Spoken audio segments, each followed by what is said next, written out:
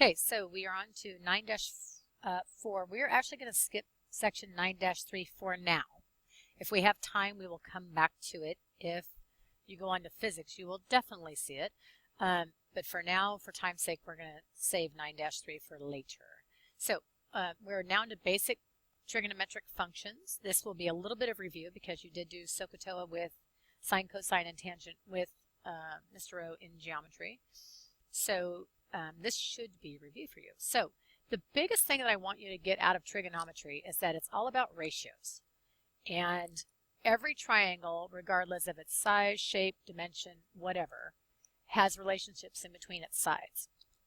So, and that relationship is that it has two legs and a hypotenuse, always. These are nice 90-degree angle triangles, so it makes them really easy to see. But the relationship is that you have a short side, right? In this case, that's our 30-degree side. You have a middle side, which in this case would be 50. And you have the hypotenuse, which is always the longest side. And in this case, it's 58.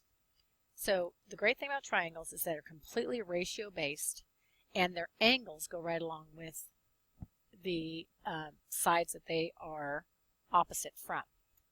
So what I mean by that is that the smallest angle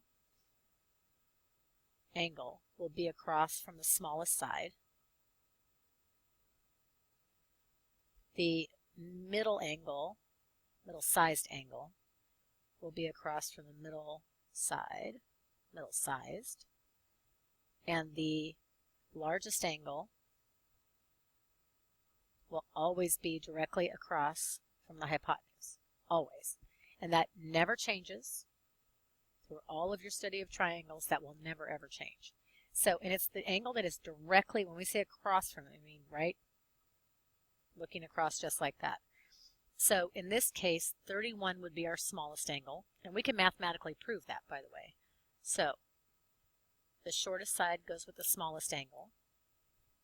The middle side, which would be 50 in this case, goes with this angle, and I know if this is 90 and this is 31, I can add those up and subtract from 120, and this would be 59 degrees.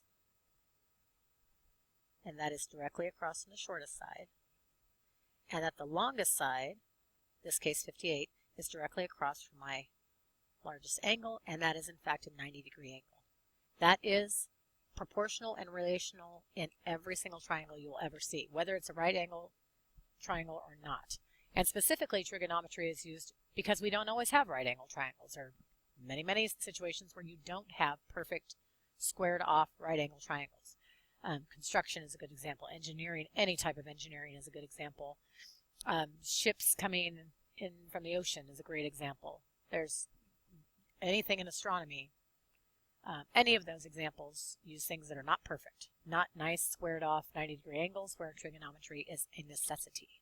So when you're dealing with trigonometry, you need to know what angle you're looking at to decide whether you're going to use sine, cosine, tangent, eventually cosecant, secant, cotangent, any of those. So in this case, let's see, let's pick, we can pick this one. Again, I can figure out that this angle is 59 degrees, right? And then if I have a hypotenuse, now in this case, I can use either angle, or I could use, and I can use sine or cosine. So let's say I'm going to choose 31, okay? Well, I know that I have a hypotenuse to work with and this 31 degrees to work with. So I can use sine, I can use cosine. Just depends on how I set it up. Any of these angles, you have lots of different options, okay? So let's go down to our formulas for sine and cosine. And the three things that you're really concentrating on are opposite, adjacent, and the hypotenuse. So when we say opposite, that's exactly what we were talking about up here. The opposite side from an angle, the opposite side. Adjacent would be the side that's sitting right next to it. And some might say, well, 58 is sitting next to it too. But that is always the hypotenuse. No matter what angle you're talking about, this longest side of a triangle is always the hypotenuse, without fail. It already has its title. It has its place, no matter what angle we're talking about. Okay? So here, let's go through your sine function. So sine of theta in this case, in any case, is opposite over hypotenuse. Cosine is adjacent over hypotenuse. And tangent is opposite over adjacent. Okay? So, that's where they get that. Okay? Now, if we're looking directly at this triangle where we've got sides ABC and theta is our bottom right measure down here. So if I'm using this as my measure, for sine, I need to look at my opposite side over my hypotenuse. So the opposite side would be B over C. For my cosine, I'm still going back to theta, and I'm looking at the adjacent side right next to it. Remember, it can't be this because this is always the hypotenuse. So my adjacent side is A over the hypotenuse, which is C. And really for tangent, you just take the C out of this equation. So your tangent is the opposite over the adjacent. So in this case, it's just B over A. Easy. Is it all coming back to you now? It should. Pretty easy, actually. Okay, so in this case, I'm now looking at alpha as my degree. Same thing. I need to go opposite over hypotenuse. So in this case, my hypotenuse is always going to be 13. So for sine and cosine, I can go ahead and write that down. The opposite side from alpha would be 5. So that's my sine, 5 over 13. The adjacent side is 12. So my cosine is 12 over 13. And then my tangent would be opposite over adjacent, which would be 5 over 12. And you can just check that, 5 over 12, take the 13s out of it. Okay, go ahead and check this one. Try this one on your own, and then come back and check. Okay, so for beta, that's the Greek letter B for beta. So opposite of this angle right here would be 15, and the hypotenuse is 17. The adjacent would be 8 over 17, and opposite over adjacent would be 15 over 8. Okay, great. Let's keep going. All right, so let's go ahead and find, using what we know now, let's find the missing side. So the easiest way to think about this is use what you have to figure out what you don't have. Use what you know to figure out what you don't know. We need to find out this side. So this side happens to be the hypotenuse of this equation. Now, could you figure out this missing angle over here? Yes, you could, because you have a 28 and you have a 90 degrees. You don't need to. Think about what you have. For this 28 degrees, I have the adjacent, and I'm trying to find the hypotenuse. So to me, as soon as I see adjacent and hypotenuse, I know I'm dealing with cosine. So the cosine of this angle, 28, equals 22 over x. So I'm going to try and show you a way that you can shorten up this little process by a step and see if it makes sense to you. So let's just use regular numbers. So if I say that 6 equals 48 divided by 8, I want you to see what happens when I flip-flop these two divisors and tell me if these two statements are both true. Is that true? 48 divided by 6 is 8, and it is. So all I did was flip-flop these two divisors because their product is still 48. It doesn't matter which one it divides by, you'll end up with the other one. That is exactly what happens here. So since I need to get x isolated, I can essentially flip-flop these two. So x would equal 22 divided by the cosine of 28. You can actually get a value for that. Okay, and the value you're going to get for that is 22 divided by, and again, you need to know how your own calculator works. Anytime you see parentheses open, make sure you close them, even if it requires you to do it twice. And you're going to get 24.9. We can round it off to the nearest. So this would be 24.9. And see if that makes sense to you. You know this is the hypotenuse. This is the middle leg of that triangle. 28 has to be smaller than whatever this angle is because they both have to add up to 90. So you can noodle that on your angle. Well, that's a 62-degree angle. I have 90, 62, and 28. This is clearly my middle-sized side. This is my smallest side. This is my hypotenuse. So this is definitely got to be bigger. My hypotenuse is definitely got to be bigger than 22. It's 24.9. That logically makes sense to me. I'm okay with that answer. Okay. Now let's try this. Now you've got the actual angle missing. But for this angle, tell me what you have. You have the opposite and you have the hypotenuse. So we know that sine is opposite over hypotenuse. So you have sine of x equals the opposite would be 12 and the hypotenuse would be 20. When you need to find the actual measure of the degree, that's what you're using sine for. So the way you're going to do that on your calculator is you're going to say, you can actually put it in on these nice TI 30X's, they make it really easy. You can actually do sine of, you're going to do inverse sine 12 divided by 20 equals, and that is about a 36.9 degree angle.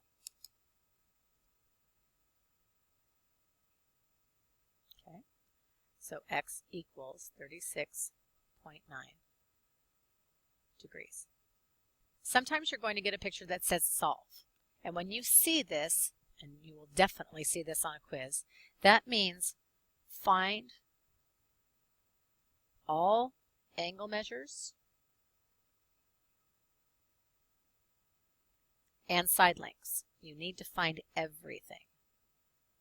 Okay, which is actually a little bit easier than it sounds.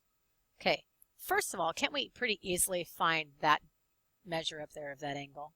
So we know that if we have a right angle triangle, this takes up 90 degrees. The other two sides must add up to 90 degrees. So 90 minus 62 is 28 degrees. Easy. Now we just have to find the measures of this, of the two legs. We have the hypotenuse, right? So let's pick an angle. And it doesn't matter which one you choose. I'm going to pick 62 because they gave it to us. So let's just pick that one.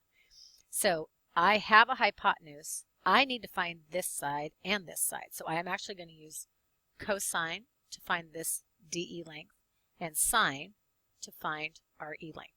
I'm actually going to show you both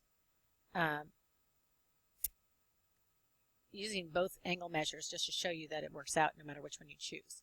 So the cosine of 62 equals x divided by, this would be the adjacent, that's what we're looking for, should be DE, over 12. The easiest way to move that, you're going to multiply both sides by 12. So 12 times cosine of 62 equals x. When you put that in your calculator, again, it depends on your calculator, know how to do that. I tend to do the cosine first and then multiply that by 12. So x would equal 5.63. Let's just do 5.6. We can round off to the 10th. We're okay with that. Okay, just for kicks, let's use this one, this angle measure of 28, and see if we come up with the same thing. So if I'm trying to find this side, that's now my opposite over the hypotenuse that I know. So that would be the sine of 28 equals x over 12. So let's see what happens there. I need to multiply again by 12. So sine of 28 times 12. Oh, look at that. 5.6. Exactly the same. Okay. So here's 5.6.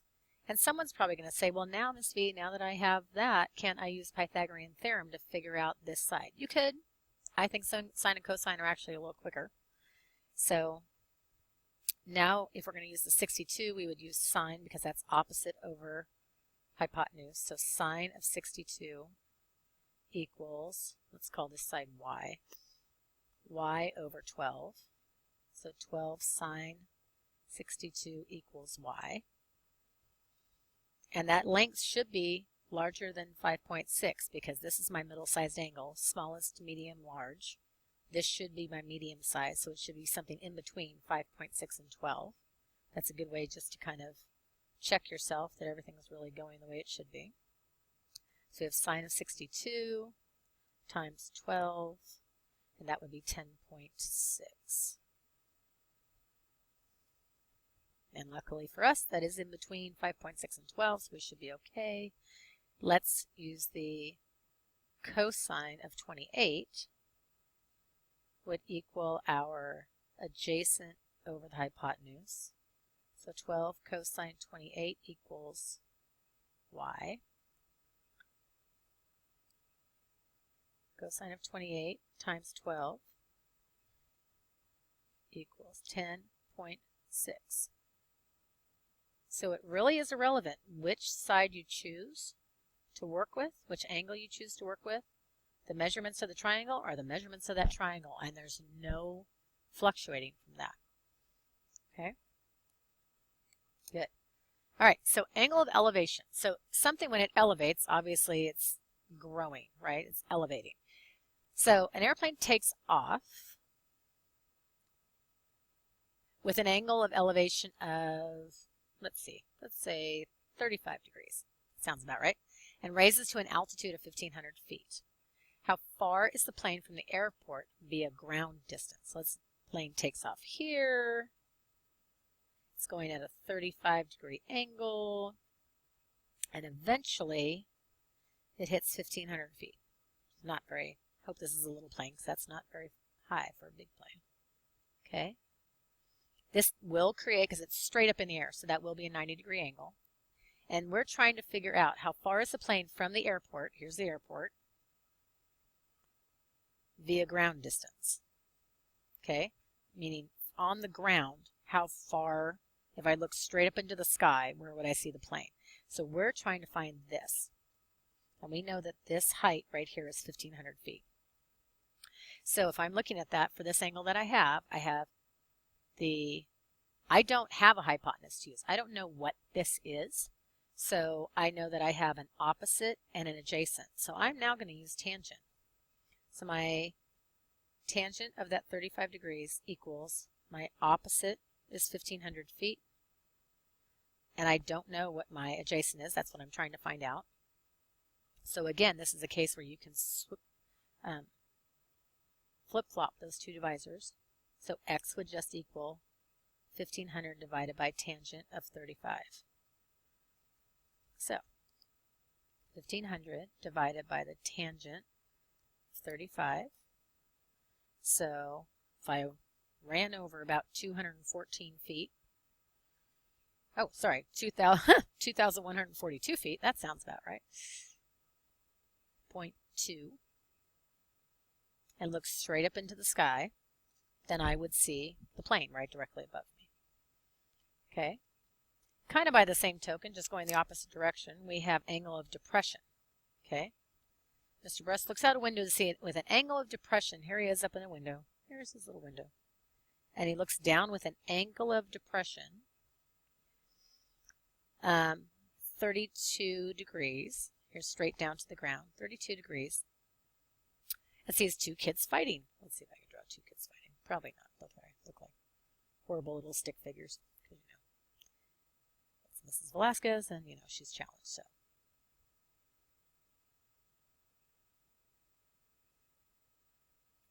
That guy has a short leg. He's not going to do well in the fight. Okay. He decides to break up the fight if it is less than 50 meters away. If his window is 28 meters from the ground, if it is less than 50 meters away, if his window is 28 meters from the ground, will he break up the fight? So we're trying to find out, is this 50 meters or less? Right here. So what do we have to work with? We've got an angle measure. We have a side that's adjacent to that and a side that is opposite that. So again, when you have adjacent and opposite, you're going to use tangent. So tangent of 32. Our opposite side is the x. Our adjacent side is 28. So 28 times tangent of 32 will give us the distance on the ground. And you can multiply it straight over like this. You just need to be careful about how you enter that and make sure that you're closing all parentheses.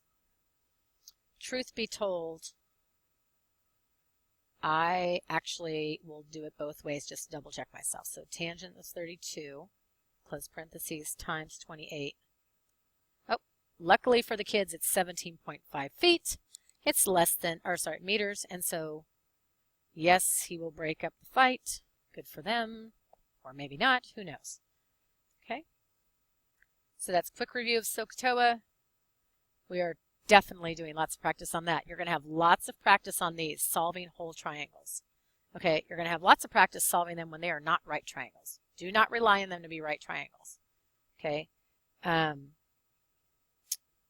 We will start with right, but we'll work into the ones that are not and work on things that help you get those measures even when you don't have a right angle triangle.